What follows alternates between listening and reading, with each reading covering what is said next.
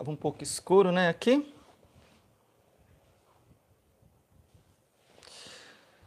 Então, mais uma vez, louvado seja nosso Senhor Jesus Cristo, para sempre seja louvado. Então, sejam todos muito bem-vindos. Peço que, para que a gente não esqueça, deixe logo o seu like. Isso é muito importante para o crescimento do nosso canal. E você que nos segue, você que é o nosso paroquiano virtual, já deve estar sabendo, já deve ter visto nos últimos vídeos, né?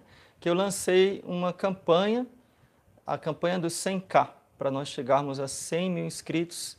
E eu coloquei como meta até a festa de Pentecostes. Olha que falta muitas semanas ainda, né? Só que para que isso ocorra, é preciso que vocês assistam os vídeos, deem like, né? E divulguem, né, com seus amigos o canal para que a gente possa ganhar mais inscritos.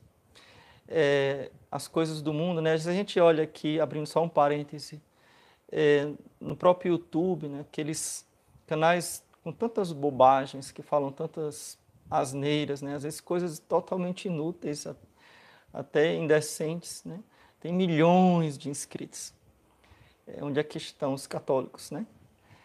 Então, não é que todo mundo tem que se inscrever no meu canal, todos os católicos, mas nós somos ou não somos a maioria, né? Então, vamos divulgar as coisas boas, né? Divulgar o bem. Vocês concordam comigo? Então, vamos lá. A live de hoje, eu coloquei na capa, né, o tema missa. Vai ficar assim bem... Ficou bem no ar, né? Nós vamos falar o que sobre a missa, né? Porque é um tema assim, quase infinito, né? Você pode falar até o fim da vida sobre esse tema.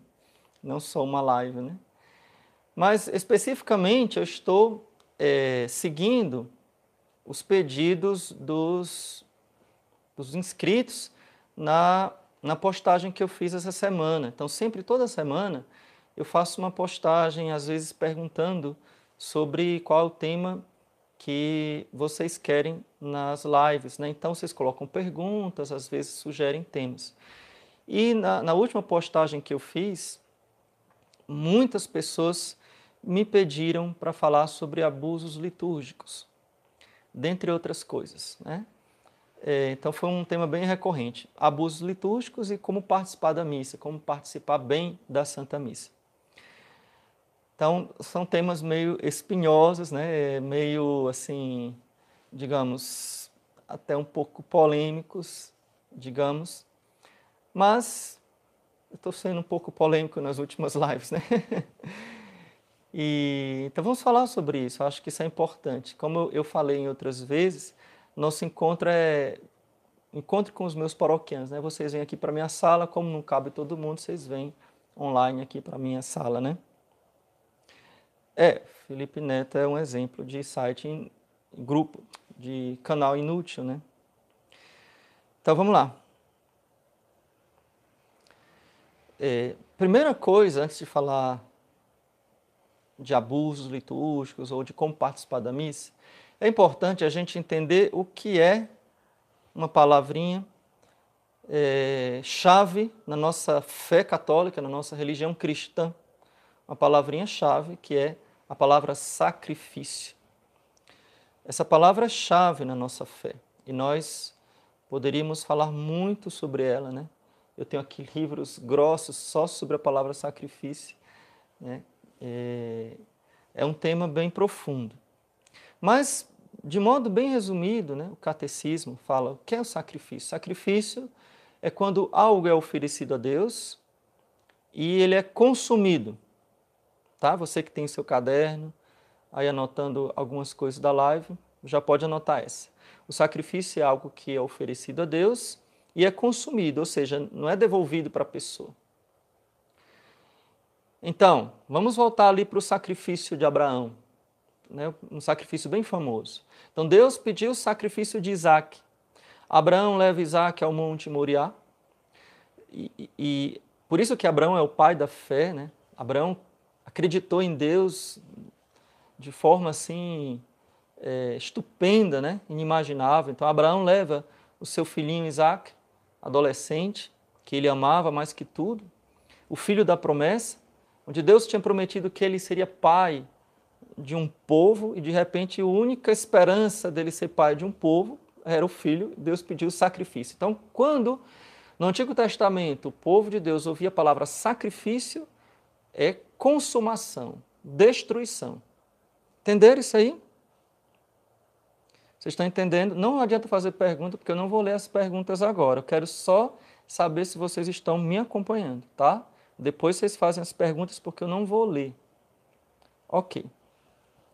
Então, Abraão leva Isaac ao Monte Moriá e amarra Isaac, faz um altar de pedra, coloca lenha, amarra Isaac, coloca Isaac em cima da lenha, pega o cutelo, levanta a mão e quando ele ia baixando a mão, Deus mandou ele parar e disse, não, eu estava só provando a sua fé. Que prova, hein?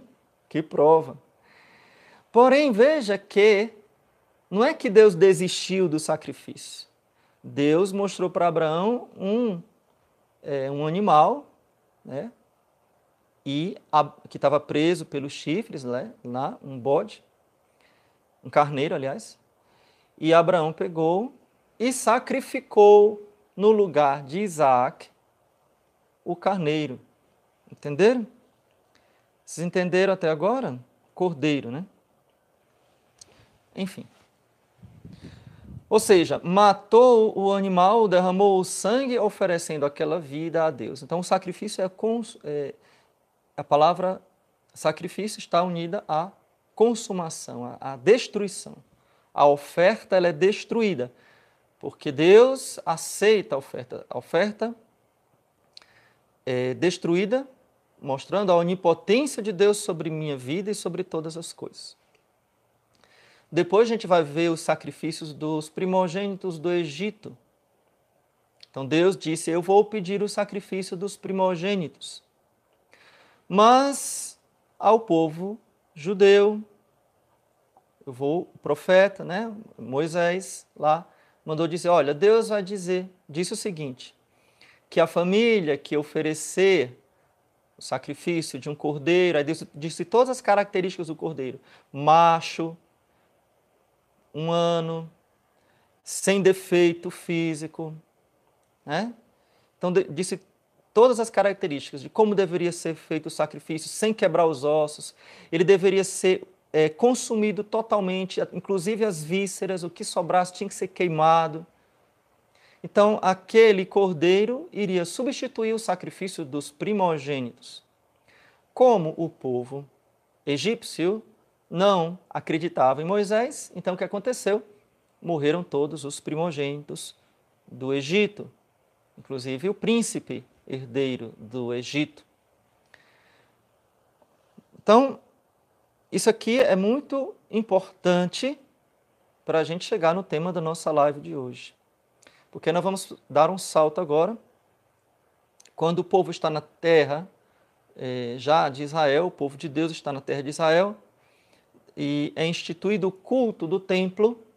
Então, no culto do templo, em recordação à libertação do Egito, em recordação a tudo aquilo que eles receberam de Deus, então Deus institui o sacrifício diário do templo, o sacrifício do incenso, pela manhã e pela tarde. Então, o que é o incenso? Olha o pessoal que gosta de liturgia aí, né? Os rapazes. Deus, a pedra do incenso, a resina, ela é queimada na brasa e ela se destrói completamente, né? E é um símbolo muito forte, porque a fumaça do incenso sobe como um sacrifício de agradável odor a Deus, diz o Salmo 140.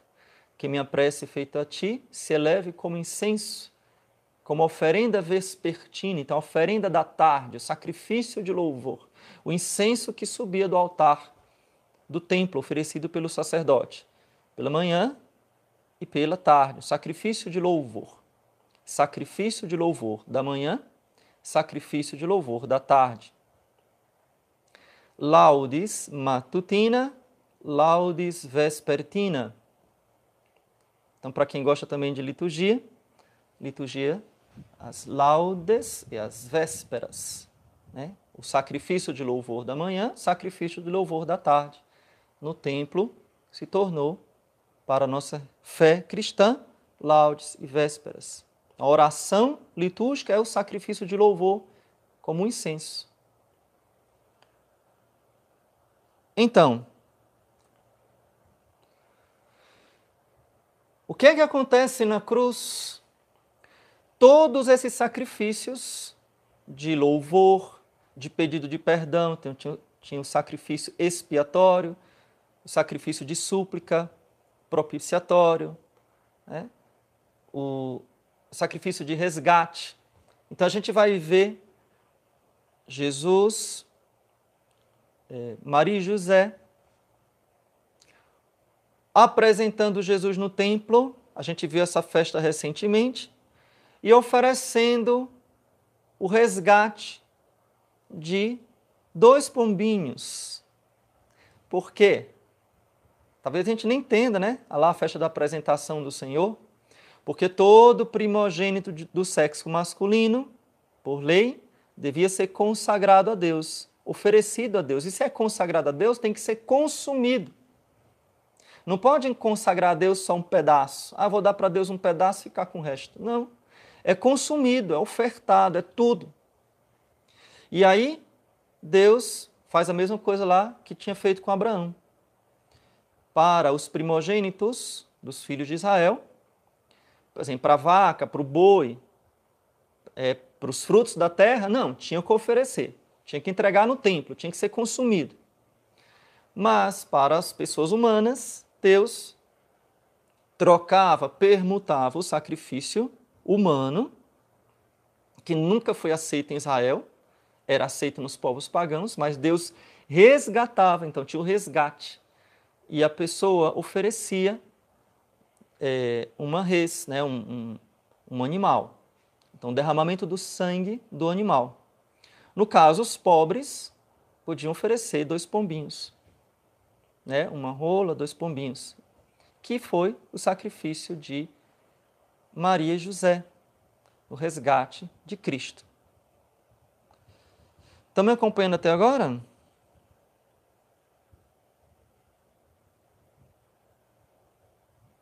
Vocês têm que me acompanhar para a gente entender o que eu vou falar mais na frente. Né? Assim, espero que vocês estejam entendendo. Um abraço aí para Lígia Borges. Parabéns, Lígia. Lígia, você é de onde? Parabéns no seu aniversário. Então, vamos lá, pessoal. Não vamos perder muito tempo, né, para a live não ficar comprida demais. Aí nós chegamos na cruz.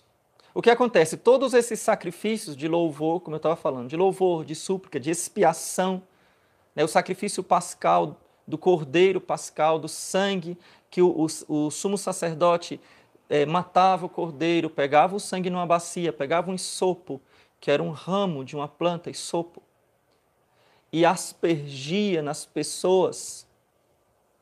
Olha que bonito. O sacerdote pegava o sangue do cordeiro, mergulhava lá no raminho e aspergia nas pessoas. Esse era o sacrifício de perdão dos pecados, de expiação. Porém, todos esses sacrifícios, embora fossem aceitos e até pedidos por Deus, mas eles não eram suficientes para pagar o preço do pecado do homem.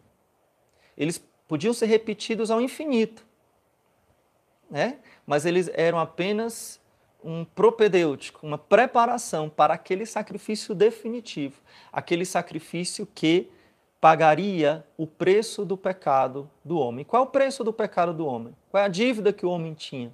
É uma dívida infinita, porque ele tinha ofendido o Altíssimo, que é infinito. Então, nenhum sacrifício humano, nem mesmo da própria vida do homem, seria capaz de aplacar a Deus pela dívida do nosso pecado. Então, era necessário o sacrifício divino. Somente Deus se sacrificando poderia pagar a dívida do homem. Então, olha a permuta que eu falei, né? O carneiro no lugar de Isaac, né? Os animais no lugar dos primogênitos. E aqui é Deus no lugar do homem, o santo no lugar do pecador. Deus oferece o seu sacrifício. E como eu falei no início da live, sacrifício significa o quê? Consumação. Então precisa que a oferta seja consumida totalmente. E aí Jesus derrama todo o seu sangue, assim como o cordeiro lá pascal também tinha o seu sangue totalmente derramado e consumido. Então Jesus derrama todo o seu sangue na cruz por nós, né, por cada um de nós. Entenderam?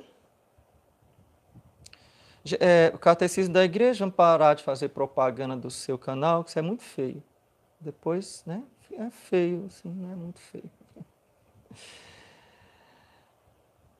Vamos lá. Então, que bom que vocês estão entendendo. Sem ofensas, né? Mas chama-se... É quase hate, né? O pessoal que vai no canal dos outros fazendo propaganda. Não, não se preocupe, não. Depois a gente conversa, eu posso até divulgar o seu canal, mas é porque a gente não precisa tirar a atenção das pessoas, entendeu? Então vamos lá. Futuro vocacionado. Meu filho, vire logo vocacionado. Toda live você está aqui, o seu nick é futuro vocacionado. Vire logo, assuma, eu sou vocacionado. Coloque bem grande, vocacionado. Pare de enrolar. Ok? É isso mesmo, Felipe. Celebra em Divinópolis no segundo e quarto domingo, 5 horas da tarde, lá no Santuário do Seu Bom Jesus.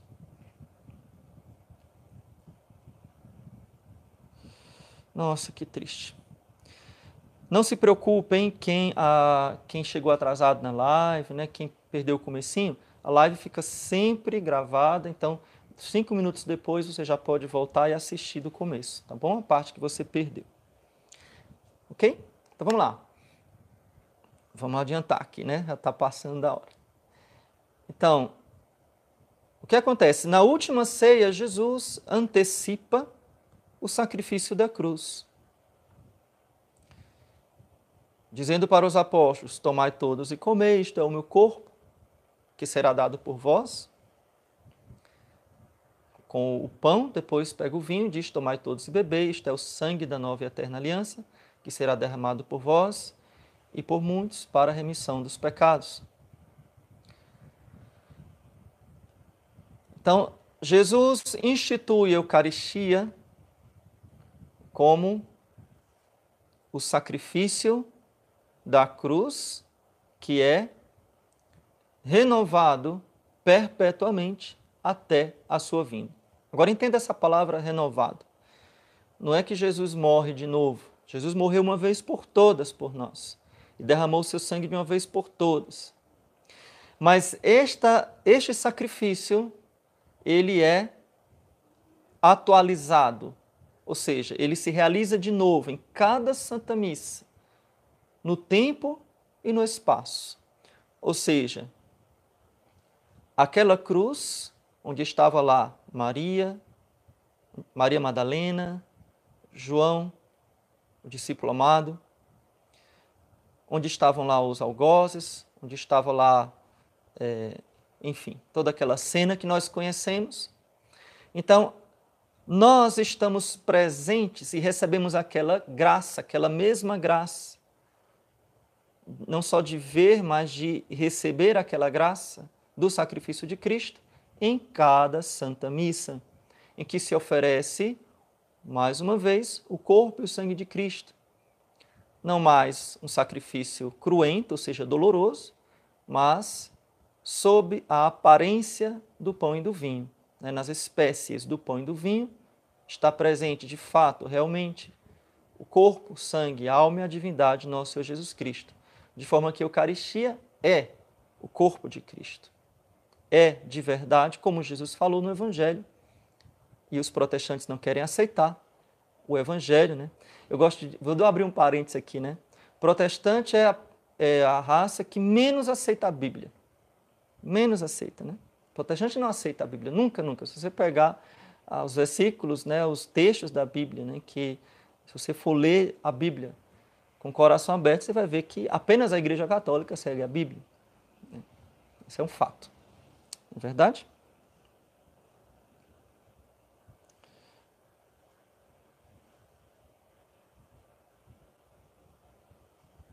Jesus morreu por todos, mas nem todos alcançam a redenção, porque nem todos creem, né? Vamos lá.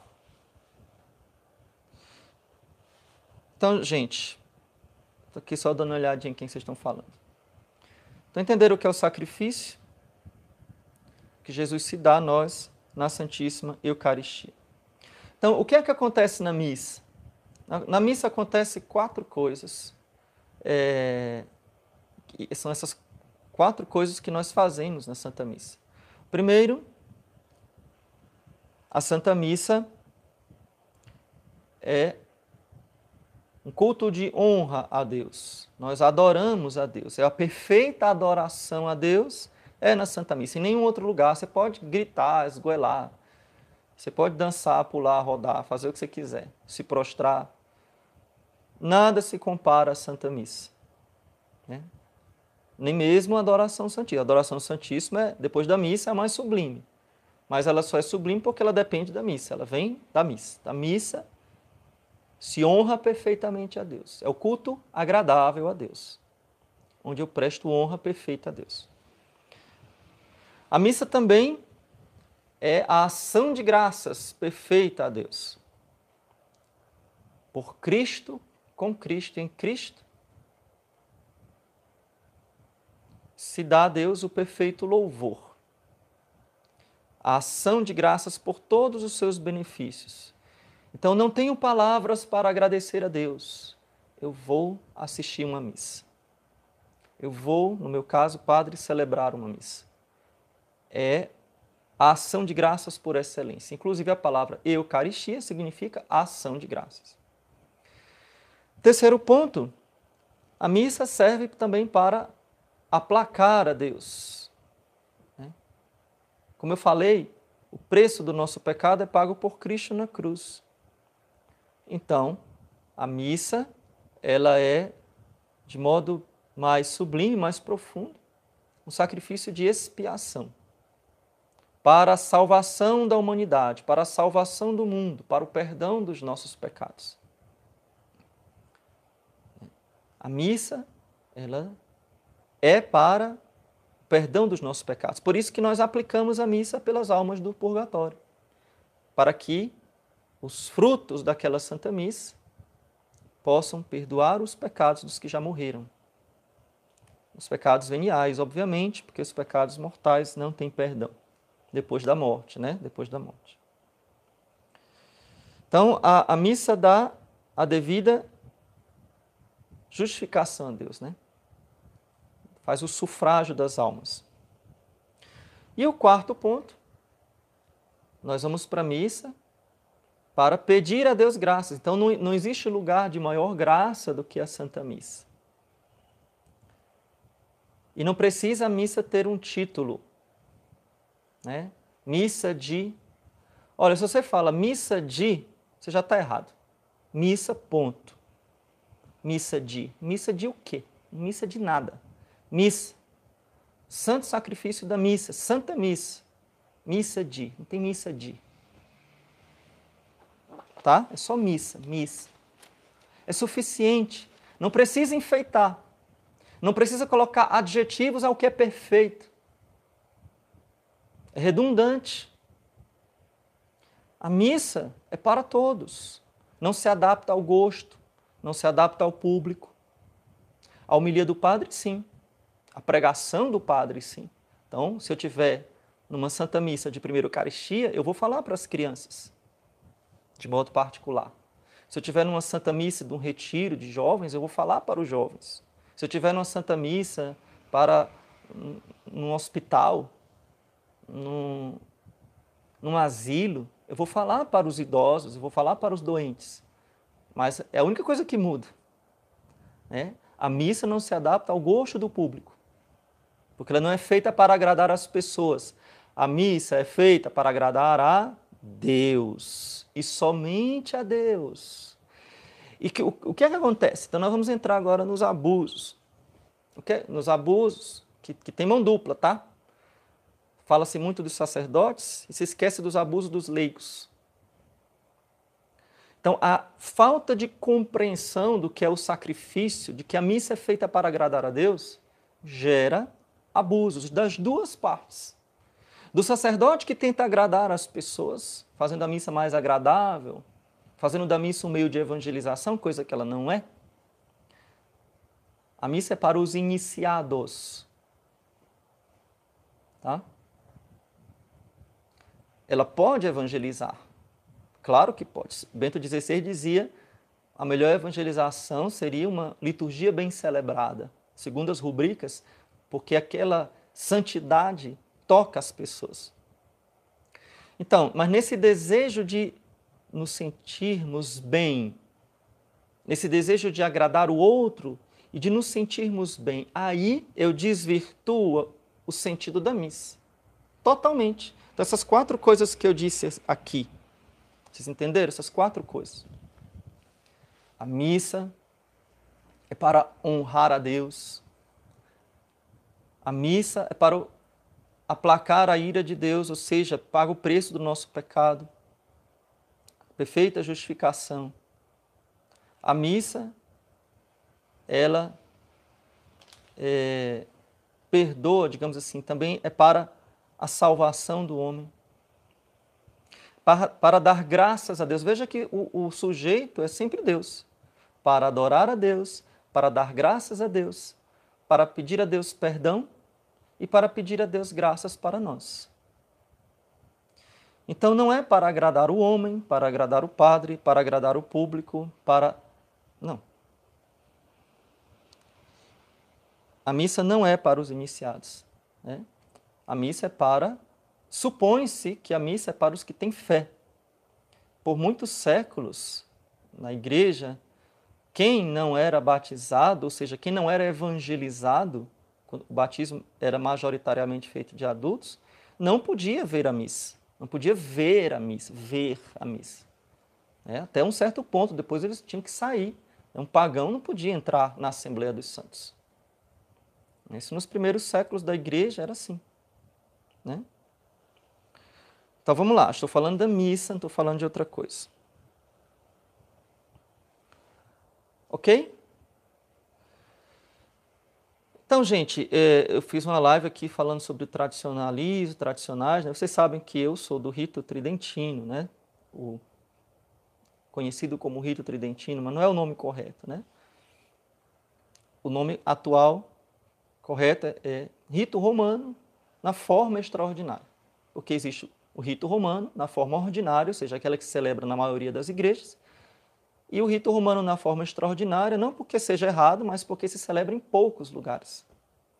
Se algum dia o rito romano, em latim, né, fosse celebrado na maioria das igrejas, tornar-se-ia ordinário.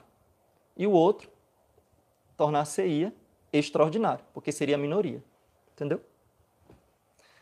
É claro que eu estou generalizando demais a coisa, né? Porque quem determina qual é o rito ordinário e extraordinário não somos nós, né? Mas é o Papa. Então, rito romano na forma extraordinária ou missa tradicional, certo? Isso mesmo. É seu sonho e é o meu também. Vamos lá. Então, de onde vêm os abusos? Os abusos vêm de não compreender o que é o sacrifício da missa, de querer agradar a nós mesmos. Então, essa mentalidade, ela tem sido presente, digamos assim, nos católicos, mas de modo geral há muito tempo. Né? Muitas décadas. Né? E aqui não cabe a gente ficar dizendo que foi uma reforma litúrgica que fez isso. Né? É que eu não vou julgar isso, né? Eu já falei que isso não compete a mim julgar. Tá? Não compete a nós julgar. Porque se o meu coração ele é cheio de sacralidade, cheio de amor a Deus, cheio de respeito a Deus, se eu quero buscar o agradar a Deus e não aos homens, né, não vai haver abuso litúrgico no rito ordinário, na missa em português.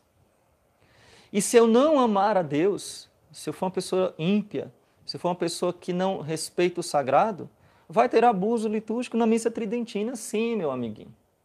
Vai ter sim. Pode ter certeza que vai ter. A gente brinca, né, nós padres tradicionais, a gente brinca o seguinte, tem um brincadeira entre nós que é assim, abuso litúrgico antes do Concílio Vaticano II, a diferença é que ninguém via. Né? Sempre houve o abuso, só que antes ninguém via e agora todo mundo vê. É só a diferença é essa. Porque a impiedade do coração do padre, entendeu? Sempre houve abuso litúrgico. Não é prerrogativa só do rito novo. Agora, como existe uma crise de fé, preste atenção, existe uma profunda crise de fé, existe uma profunda disseminação dos abusos litúrgicos. Tá? Como existe uma profunda crise de fé, então existe uma profunda difusão de abusos litúrgicos. Porque os abusos litúrgicos vêm pela falta de fé, falta de compreensão da fé.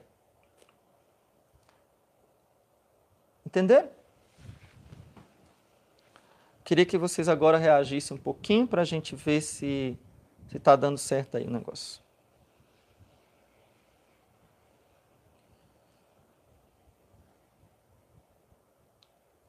Ok. Então, a pergunta de ouro é o que fazer? Então, eu vou dar algumas dicas aqui para vocês, aqui no nosso bate-papo. Olha, gente, é melhor dizer o que não fazer. O que é que não adianta fazer? Não adianta se revoltar. Isso não adianta. A coisa mais eficaz é o exemplo. A coisa mais eficaz é a nossa santificação. Não significa, que isto fique bem claro, que nós vamos nos calar diante de escândalos. De jeito nenhum. Os escândalos têm que ser denunciados às autoridades competentes. O que eu já reclamei aqui em outra live, volto a reclamar de novo, é que a gente usa o Facebook para lavar roupa suja. Roupa suja, meu filho, se lava em casa, meu amor. Se lava em casa, bestado. Roupa suja se lava em casa. Né? A não ser que você queira fazer uma coisa de grande repercussão, porque as autoridades não lhe escutaram. Vou lhe dar um exemplo aqui. O meu bispo, o bispo que me ordenou, meu bispo é Dom Rifan, né, atualmente, mas o bispo que me ordenou, Dom José Antônio, na Arquidiocese de Fortaleza, eu gostava muito de conversar com Dom José. Dom José,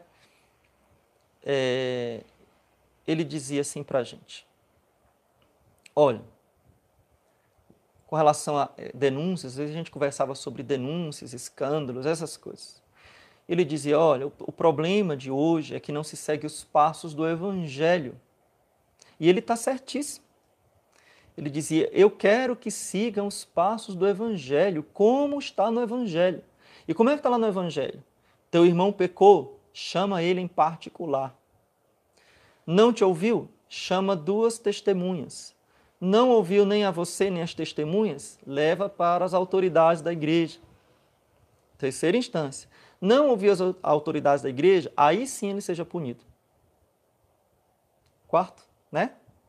Então, Dom José dizia, o problema é que a gente não chama o irmão para conversar, a gente bota no Facebook. A gente não conversa, a gente não chama, não tem delicadeza. Né? E aqui, assim, eu quero falar para vocês como pai fala para os filhos, né? Como padre mesmo. Né? Eu sei muito mais do que vocês, das coisas erradas, porque eu sou um confessor. Então eu sei das coisas erradas, as pessoas me passam as coisas erradas, as pessoas me denunciam as coisas erradas. Eu sei. Então eu não sou cego, não sou doido, não sou lesado. Mas eu sei também de muita santidade que não é reconhecida. Eu diria sem medo assim de exagerar, gente, a maioria dos padres são bons, são homens bons, que querem acertar, podem não ter tido uma boa formação no seminário, podem, sei lá, se deixar levar pela conversa fiada de gente sem fé. Sim, somos fracos, mas queremos acertar. A maioria dos padres quer fazer a coisa certa. E às vezes a gente vem com agressão. Eu vou dizer uma coisa assim de todo o coração, né? Quem está até aqui na live é porque gosta de mim, então eu posso falar assim mais intimamente. Sabe o que mais fere um padre? O que mais fere um padre, ele não se sente amado pelo seu povo. Eu já tive essa experiência de estar numa paróquia há 6 anos onde o povo me odiava. E o pior, me odiava porque eu era católico, né? Porque eu pregava a verdade, porque eu era exigente, porque eles gostariam de um padre oba-oba, iê, iaiaiá, iê, né? E é terrível. Padre, mas o senhor é perfeito? Não, não sou perfeito. Defeito eu tenho um monte de defeito, gente. Né? Nós temos defeitos. E é terrível, porque você vê os seus defeitos expostos a centenas de pessoas. Imagina você ficar no meio de centenas, às vezes milhares de pessoas que estão vigiando tudo. O que você faz, o que você fala, se você erra uma conjugação verbal, se tiver no lazer não sei aonde, tudo, você não pode fazer nada, que você é vigiado 24 horas por dia. O sacerdote ele é consumido, né? Mas o que eu vejo existem abusos litúrgicos? Existem, mas existe muita boa vontade também, tanto da parte dos leigos quanto da parte dos padres. Então, o que eu peço, o que eu tenho pedido é a gente ser menos agressivo. Então, não é tapar o sol com a peneira, não é fazer vista grossa, não é nada disso. É a gente ser menos agressivo. Vocês estão entendendo o que eu estou falando? A minha exortação aqui para vocês? Eu acho que a esquerda lixo aqui falou uma coisa muito, muito boa, além do cognome, que também é muito bom, que é uma verdade. Existe uma diferença entre abuso e erros. Tá? Existem coisas que são erradas porque estão destoantes com a liturgia.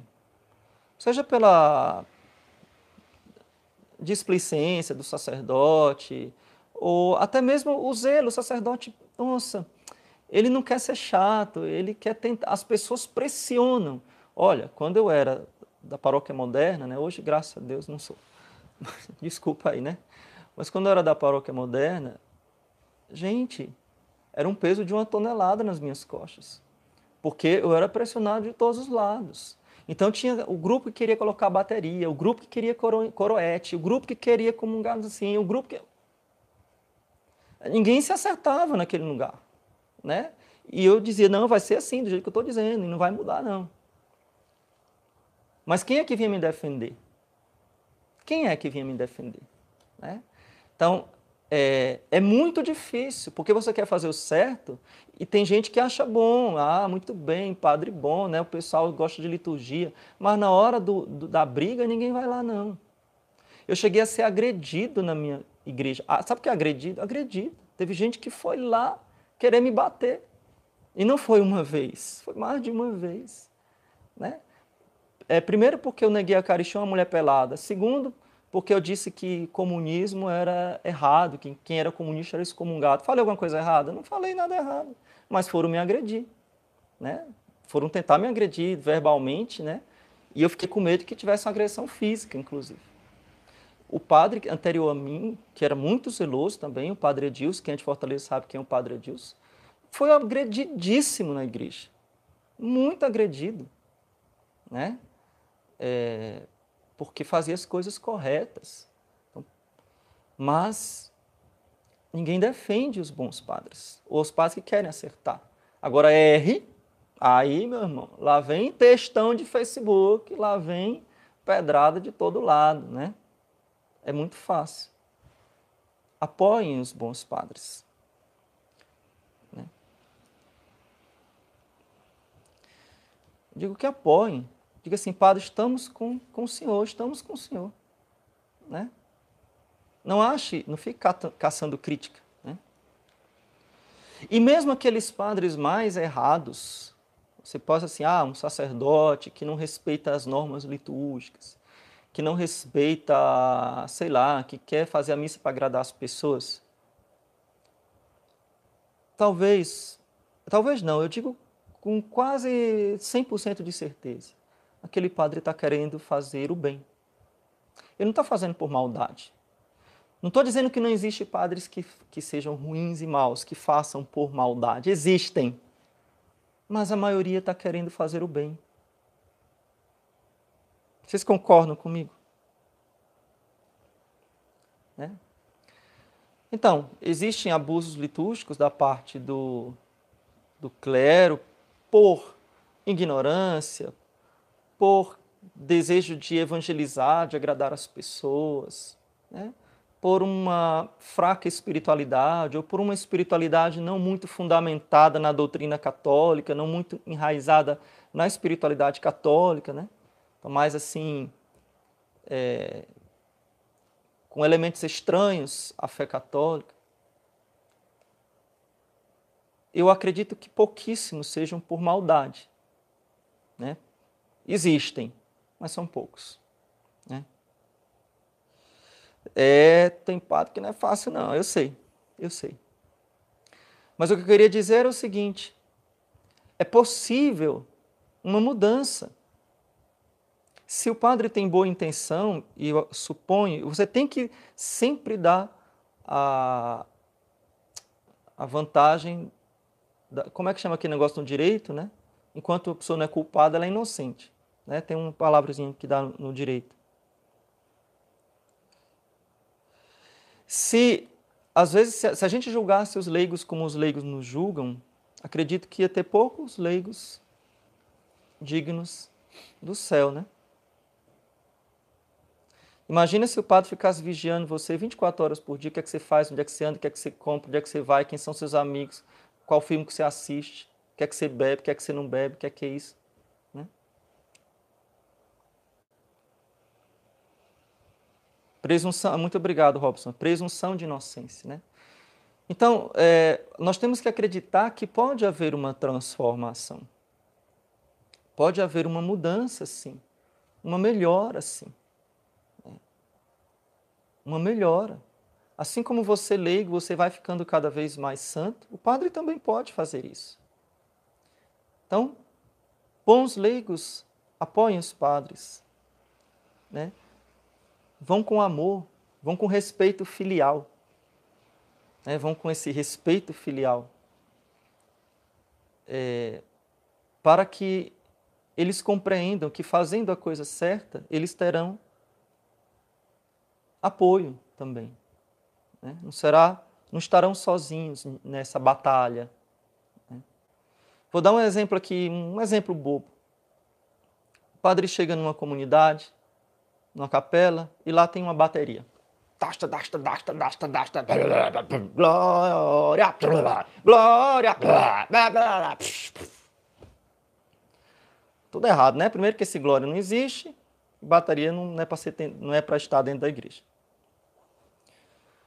Aí o padre chega e diz assim, gente, faz uma catequese, explica, não é bom ter bateria, papapá, então até a partir da próxima semana, peço que vocês não coloquem, não sei o que, fala, né? Vai ter 2 ou 3 pessoas que falam, graças a Deus, acabou a batucada. E vai ter, talvez 20, 30, principalmente os jovens, que vai crucificar o padre vivo.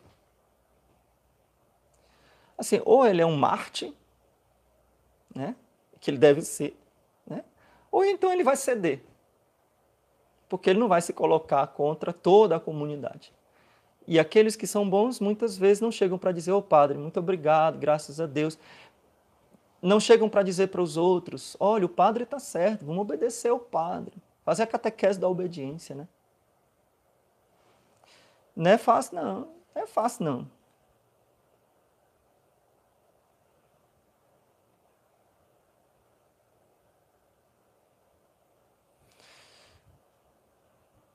Oi, Janaína, você era protestante?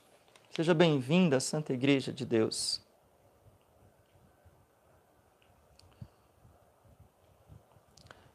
Ok? Então, gente, quando nós falamos de abuso litúrgico, nós estamos falando deste desejo de agradar, de se agradar. Então, muitas vezes é o abuso litúrgico do leigo, porque o leigo, ele quer se divertir na missa, ele quer fazer da missa um local para espairecer, para se sentir bem, né? Então, a missa acaba sendo para ele, eu não gostei da missa, diga, eu não celebrei para ti. Como é que você não gostou da missa? Né? A missa foi para Deus. Né? Somente para Deus. Inclusive, quando você celebra para os santos, a missa em honra de Nossa Senhora, em honra de São Francisco, a gente celebra a missa. Mas a missa é para Deus. Né? E Deus dá a São Francisco, a Nossa Senhora, digamos assim, a oportunidade, falar aqui com as minhas palavras, né? Naquela missa de interceder por nós. Né? Interceder por nós. É muito bom você mandar celebrar missas pelos santos da sua devoção. Isso é fazer amigos no céu. Né? Fazer amigos no céu. Mas a missa é só para Deus. Ok?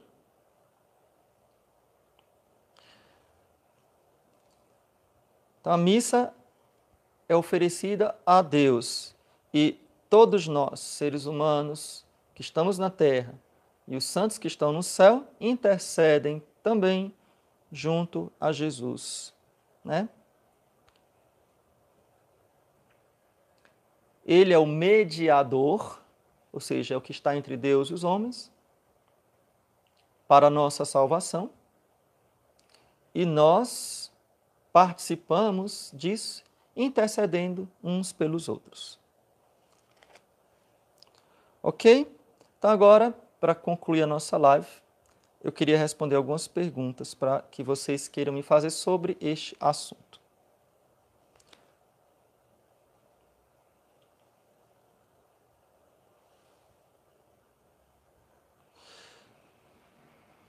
Então, gente, travou aí, foi?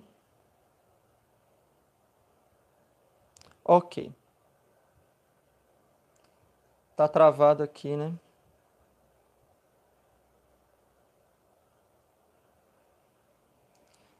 Gente, tá travando aqui. Vocês estão me ouvindo?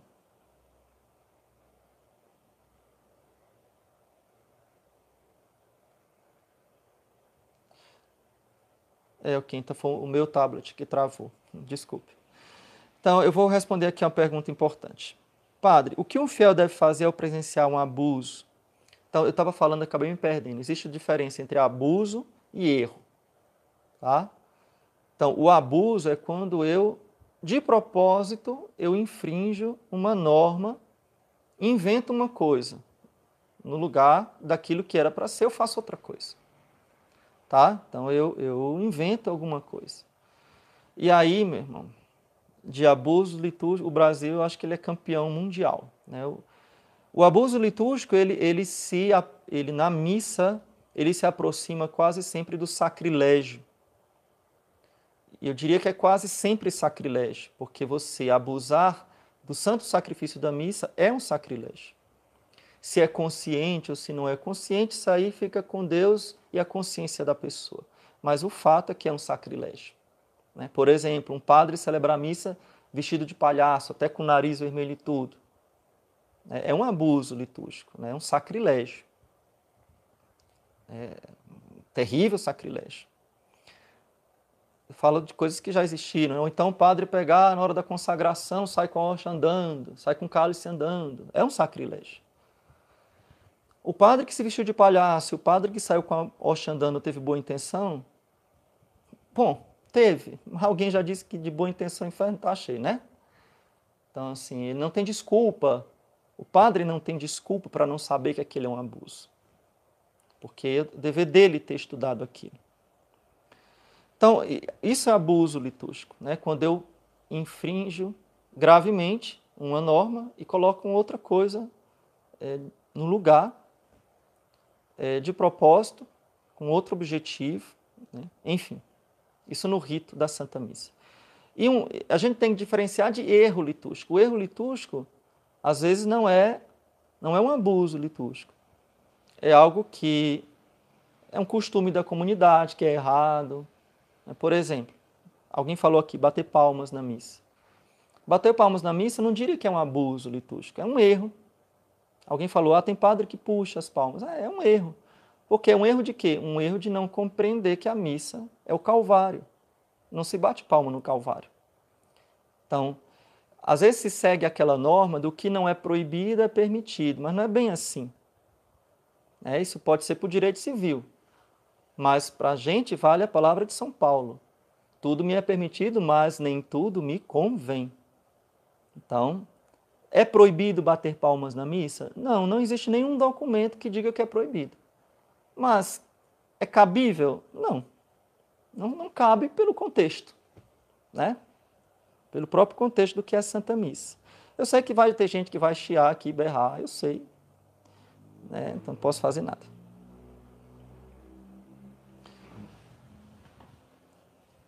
Eu nem quero falar dos neocatecumenais aqui não, porque vai dar pano para manga. Né? Eu sigo Vejo que tem um vídeo do Dom Schneider, como é o nome dele? Falando sobre os neocatecumenais. Muito interessante. Exatamente, a essência da missa não permite. Então, por exemplo, enfim, entendeu? Então, um erro litúrgico nem sempre é um abuso litúrgico. O abuso litúrgico é algo mais grave. Então, o que é que eu faço quando eu vejo um abuso litúrgico? Olha o que eu falei de Dom José Antônio, arcebispo de Fortaleza, né, que falava para a gente sobre seguir os passos. Siga os passos. Vá lá no sacerdote, com humildade, com delicadeza, né, com respeito. Padre, então peça ao Espírito Santo que lhe dê as palavras certas. Né? O padre escuta tanta crítica, às vezes ele já vem reagindo na defensiva. Então veja o local oportuno, o momento oportuno e as palavras oportunas. E diga, padre, olha aquilo que o senhor fez, por que o senhor fez aquilo? Né? Mas pode-se fazer aquilo, entendeu? Padre não lhe ouviu. Chama um grupo de pessoas, 2 pessoas, pessoas mais próximas ao padre, pessoas próximas a você. Padre, olha, o senhor repetiu de novo, isso aqui não... A gente está se escandalizando, isso daqui não pode. O padre pode esbravejar. Aí você leva para o bispo. Mas não leva para o bispo a título de fofoca. Leva para o bispo a título também de súplica filial. Senhor bispo, nosso pastor, nós estamos passando por um problema e a gente quer a sua orientação. Então, tem que falar com o bispo também. Não é? Veja, você não vai chegar fazendo fofoquinha, com a cara desse tamanho. O bispo tem que saber que você ama a igreja, que você ama o padre e que você quer apenas o bem. Aí ele vai lhe acolher. Mostre provas, filme. Hoje em dia todo mundo tem celular, então filme. Né? Então vai seguindo os passos. Se a coisa for muito escandalosa ainda e não ter jeito, leva para a anunciatura apostólica, vai subindo. Né? Então são esses os passos que eu aconselho que você dê. Para abusos.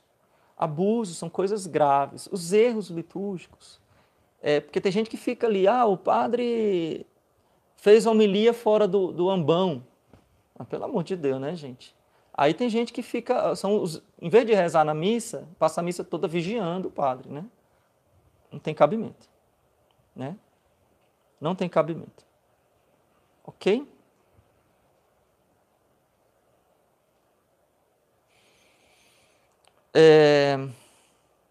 Como me comportar na igreja? Então, tudo que eu falei sobre o sacrifício, é preciso que a gente entenda que vivemos numa profunda crise de fé. Essa crise de fé esquece da presença de Deus e principalmente não consegue reconhecer a presença augusta de Deus no Santíssimo Sacramento. Então, Deus presente no Santíssimo Sacramento tem sido vilipendiado, desprezado, esquecido, manipulado, profanado pelos de fora, pelos de dentro.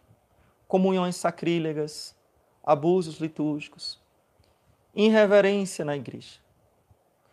Então, qual deve ser o comportamento do fiel na Santa Missa? Primeiro, ao sair de casa, sair com espírito de oração. Você não sai do barzinho para a igreja, do supermercado para a igreja. Você vem com espírito de oração. Você se arruma adequadamente.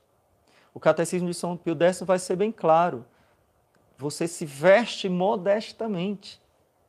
Você não vai... Enfim, já falei, tem uma live aqui sobre modéstia, né? Não vou aqui repetir a live.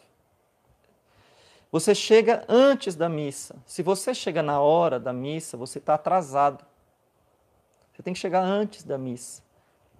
Antes, para você rezar, se ajoelhar diante do Santíssimo, fazer silêncio, rezar, se preparar, pelo menos uns 10 minutos antes.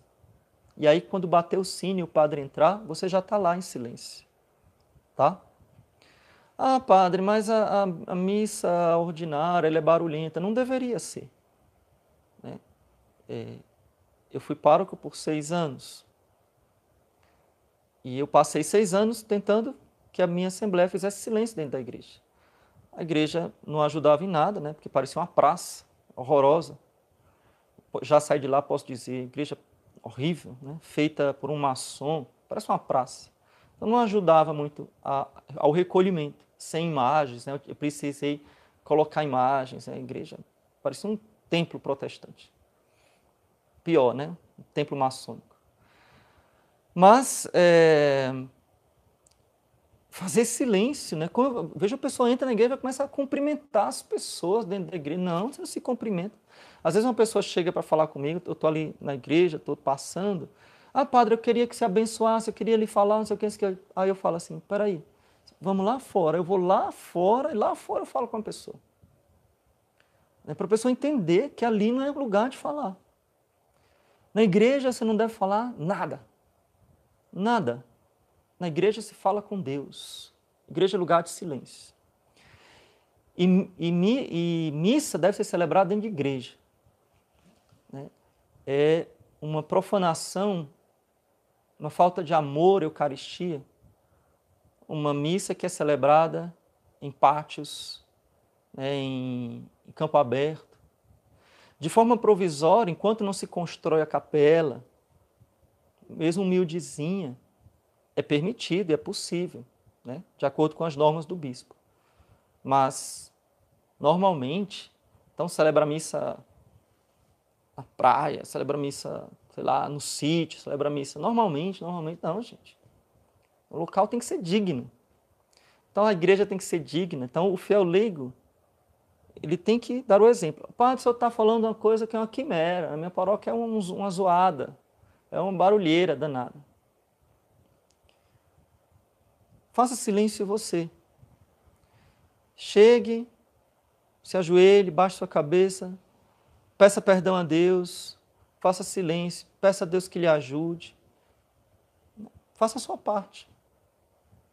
Talvez até você converse com o padre. Ô padre, vou dar aqui uma sugestão. Conhece o padre? Ô padre, eu queria rezar, mas tem um barulho nessa igreja, né?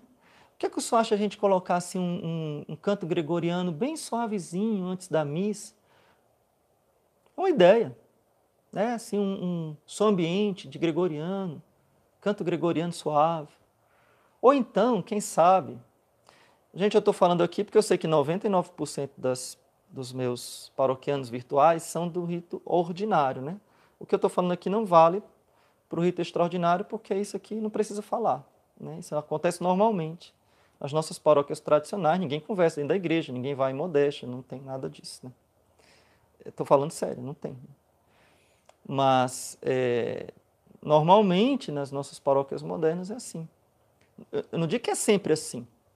E nem é sempre culpa do padre, entendeu? Então, às vezes, dá essa sugestão. Ou então, se oferece, ô padre, eu queria rezar o texto antes da missa, posso? Aí você matou um monte de coisa. Porque se está rezando o texto, está em clima de oração. Então, as pessoas já entram naquele clima de oração antes da missa. Entendeu?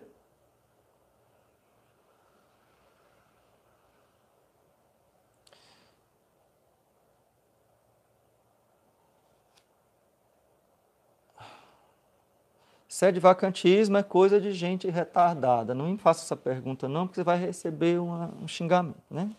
Retardado é a palavra menos suave que eu dou para quem acha que a sé está vacante. Então, gente, exemplos de abusos litúrgicos vocês têm aos milhares, né? Talvez aconteça na sua paróquia, talvez você já tenha visto, a internet, hoje a internet divulga. Eu diria que eu tenho um olhar mais positivo. Eu acho que os leigos, os fiéis leigos, eles estão ficando mais atraídos. Eles estão ficando mais atraídos para a piedade. Então, aquela onda de impiedade que fora divulgada extensivamente pela teologia da libertação, ela está indo para o ralo, né? Ela está morrendo, porque os leigos eles estão sentindo-se atraídos pela piedade, porque é natural, ninguém aguenta aquele negócio por muitos anos, né?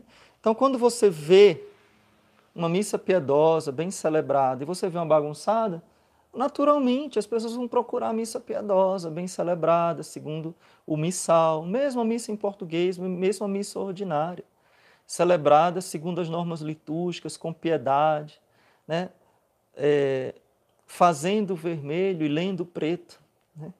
Então, isso naturalmente está se fazendo, né? Então, quando os senhores sacerdotes começarem a ver essa adesão do povo e esse desejo, essa sede do povo por algo mais piedoso, eles vão também naturalmente se tornar mais piedosos.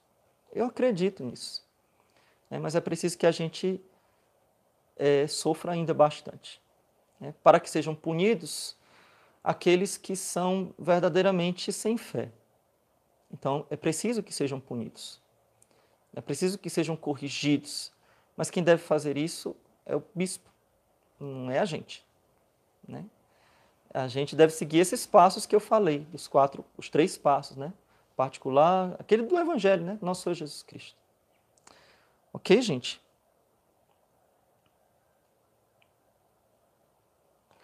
Então, gente, se vocês quiserem eu faço outra live sobre esse assunto, mas não dá para eu analisar cada abuso, né? Cada defeito.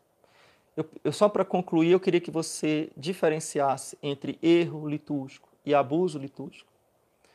Os erros litúrgicos ocorrem, às vezes, na grande maioria das vezes, por ignorância ou por, sei lá, querendo fazer a coisa certa, né? E acaba se desviando. O abuso litúrgico, aí já existe uma falta de fé, na Eucaristia, né? Existe uma maldade mesmo, né? Os abusos litúrgicos podem vir também da parte dos leigos, né? Dos leigos mal formados, dos leigos sem piedade, né? Que se comportam mal, que conversam na igreja, que querem pegar a Eucaristia de qualquer jeito, que comungam em pecado grave. Quer sacrilégio maior do que esse? Né? Um leigo que comunga em pecado grave, né? Nunca confessa e está lá comungando todo domingo. Nem pode comungar porque é junto, não é casado na igreja, é casado só no civil, vai lá e comunga. Né? Nem pode, é sacrilégio. Né? Então, existem abusos litúrgicos das duas partes. Então, é preciso que a gente busque uma conversão pessoal, busque se aprofundar na nossa piedade, né? Buscarmos amar mais a Deus, amar mais a Eucaristia, e assim nós vamos vencendo essas dificuldades. Não dá para vencer de uma hora para outra. Não, infelizmente não dá. Né? Se você não consegue assistir missa na sua igreja, porque é missa de alguma coisa, né? Você coloca sempre um adjetivo depois da palavra missa. Então, procure outra igreja. Às vezes, olha, nos mosteiros, nos conventos, as missas são mais tranquilas, porque não são missas de alguma coisa, é missa, né? Então, procure um mosteiro, convento, na sua cidade, na sua, né,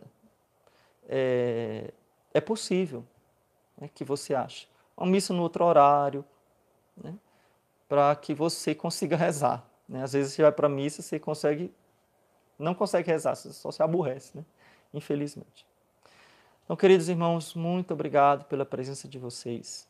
Se você não deu like, por favor, não saia sem tacar o dedo nesse like, né? Muito importante. E vamos para a nossa campanha dos 100K, né? Chegarmos a 100 mil inscritos até Pentecostes. Então, conto com você. Você não é inscrito no nosso canal, se inscreva. Nós temos muitos vídeos de formação católica, né? Não só as lives, né? Mas vídeos mesmo de formação. Veja as nossas playlists. Então, seja muito bem-vindo à nossa paróquia virtual. Então, vamos rezar, pedir a bênção de Deus. Senhor, muito obrigado pelo vosso sacrifício, que se renova a cada dia, nos altares do mundo inteiro, nas grandes catedrais, nas pequenas e humildes capelas, o mesmo sacrifício da cruz. Vos pedimos, Senhor, que renove o nosso amor à Santíssima Eucaristia. Ave Maria, cheia de graça, o Senhor é convosco. Bendita sois vós entre as mulheres e bendito é o fruto do vosso ventre, Jesus. Santa Maria, Mãe de Deus, rogai por nós, pecadores, agora e na hora de nossa morte. Amém. O Senhor esteja convosco e com teu Espírito. A nossa proteção está no nome do Senhor, que fez o céu e a terra. Abençoe-vos, o Deus Todo-Poderoso, Pai e Filho e Espírito Santo. Amém. Louvado seja nosso Senhor Jesus Cristo, para sempre seja louvado, e sua Mãe Maria Santíssima.